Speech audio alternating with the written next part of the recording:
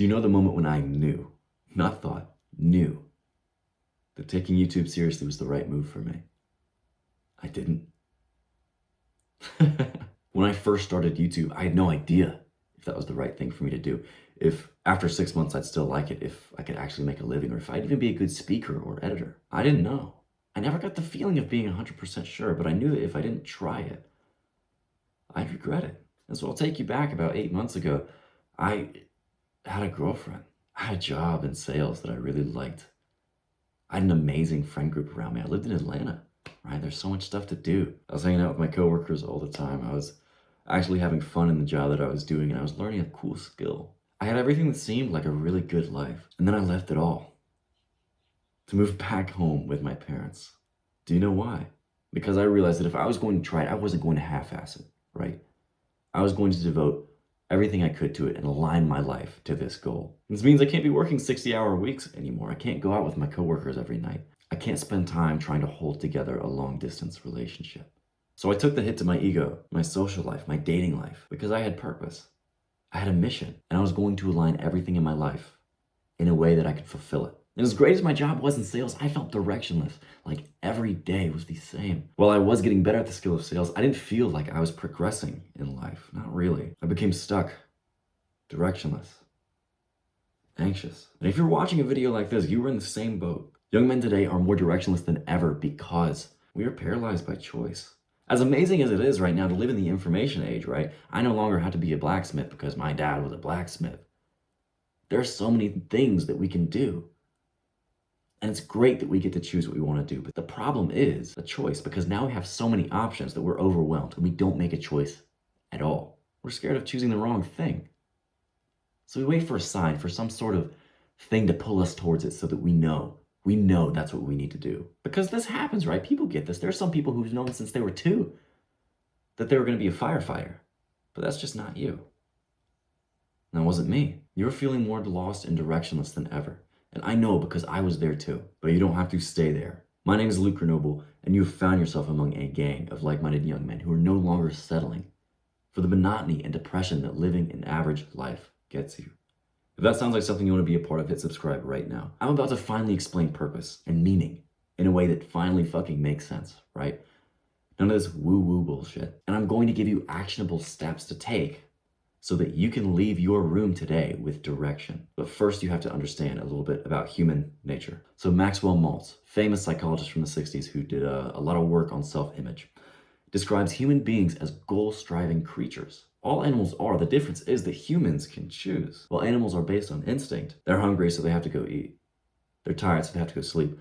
We can imagine goals in our future. We can imagine what our own future could be like and set goals based on that. Because we have our day-to-day needs met generally. And because we can set our own goals, this means that we don't always have goals if we don't set them. But happiness is dependent on a worthwhile goal.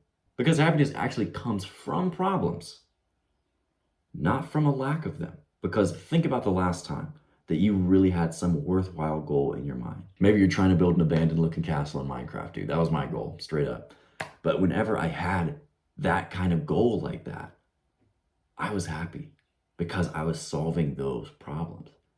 I was solving the problems of, I gotta go get the cobblestone. I gotta go get this mossy cobblestone variant. How am I gonna do that? How am I gonna get from point A to point B? It felt good to end up solving those problems and try and meet that goal. I had something to strive for. And with whatever you're thinking of, you had that same experience, right? It felt good because you were striving to do something. And eventually you did it, and that felt good too. The thing is, happiness actually requires problems. And the important thing is it also requires the mindset that you are going to fucking tackle them and overcome them. Right, so now you know we need some kind of a goal, some kind of a problem. Next thing you need to know is that you have to choose a direction. It doesn't matter if it's the right one or not. You just have to choose one. You have to fucking move, go somewhere, or else you'll feel stagnant. That's why you feel like you aren't making progress, like nothing's moving right now, is because you literally don't have a goal to move towards. You haven't picked something. I have this Teddy Roosevelt quote on my wall. It's in any moment of decision, the best thing you can do is the right thing. The next best thing you can do is the wrong thing. The worst thing you can do is nothing. What he's saying is that it's better to make a decision and be wrong than to make no decision at all. Because at least you are learning, at least you are moving. Because we progress through life like a missile, right? And while you think that a missile goes straight towards its target, It's actually making a lot of little tiny zigzags. Because what happens is the missile gets a little bit off course, and then it course corrects. And it gets a little off course again, and it course corrects. And so there's these tiny zigzags of it making mistakes and going back, making mistakes, going back, making mistakes, going back. But it reaches its target in what looks like a straight line. This is exactly how we operate in life, right? We start moving towards a direction. Maybe you start out in the completely wrong direction and you make a 180. And then you start knowing where you want to go and where you want to be. The thing is, you have to make those mistakes to know, to start moving and to get that experience. You must move forward, make mistakes, correct course, and keep moving. And I'm passionate about this and big on this because I used to be so indecisive. And you're probably this way too. Right now, you get some sort of fucked up satisfaction and safety from being indecisive. And it's based on this false premise that if you don't make a decision, you can avoid responsibility. And nothing's bad is going to happen because it's not you who made the wrong move. It was someone else. Or even if it was you, someone else had told you to do it. You feel like you can't make a wrong move because you haven't made any move. By not asserting yourself in the world, you're hoping that no one else is going to notice. Or at least you won't take on the blame. But it's by your actionless that you feel so purposeless. Not making a choice is the choice. Small men are afraid to make mistakes.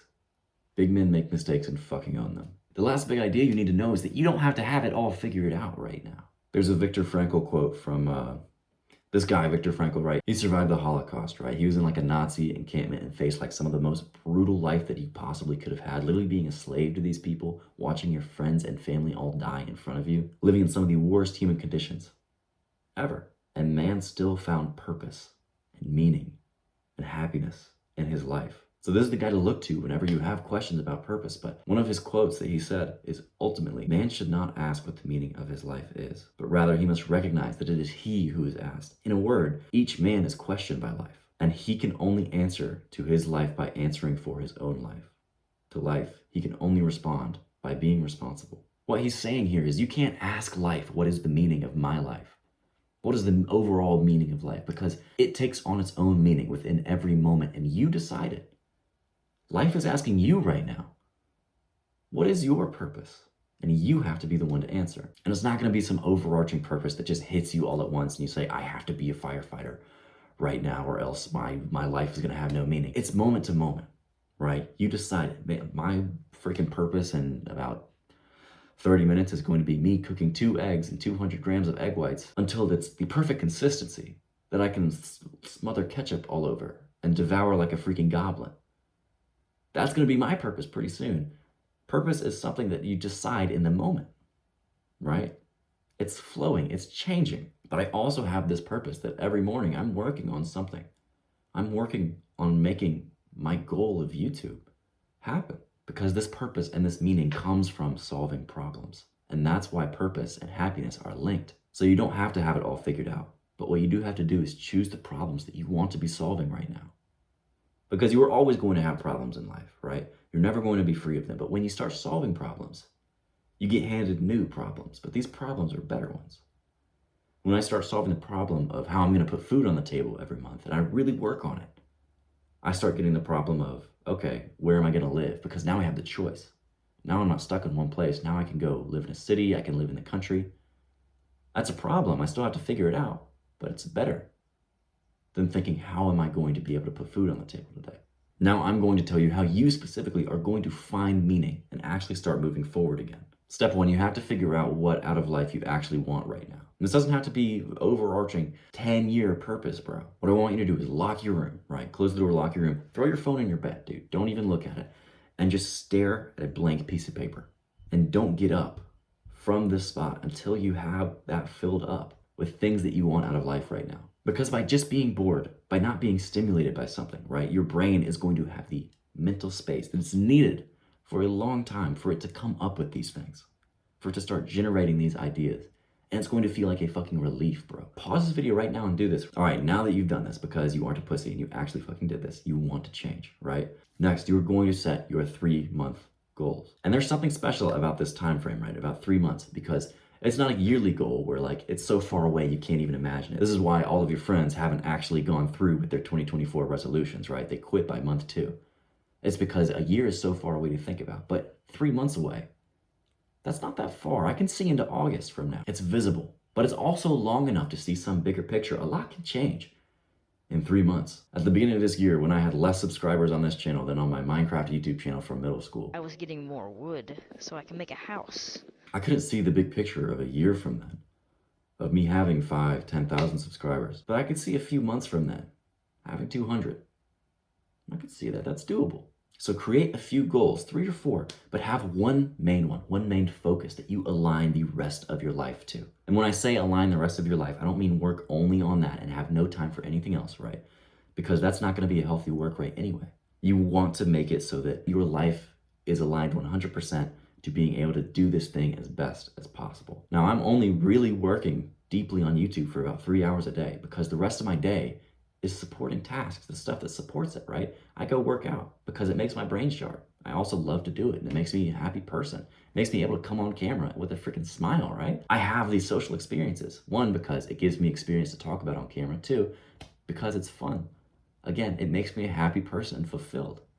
I meditate for the same reason. So it's not all about just work, and do nothing else. It's about aligning your life so that you're a happy, productive person so you can actually fucking smash that goal.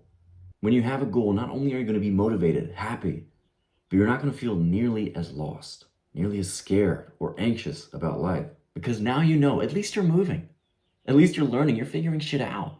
Like this video or save it to a playlist so that you can come back to it and implement it again whenever you need to set a new goal or find a new purpose, because this shit's evolving, right? It's not just a set it and forget it thing. Comment down below your story and let people know what your new goals are, because not only is it going to be hella motivating for the boys, but I get to know you better. I'm excited for you, brother. Start taking steps in your new direction and act now and become unstoppable.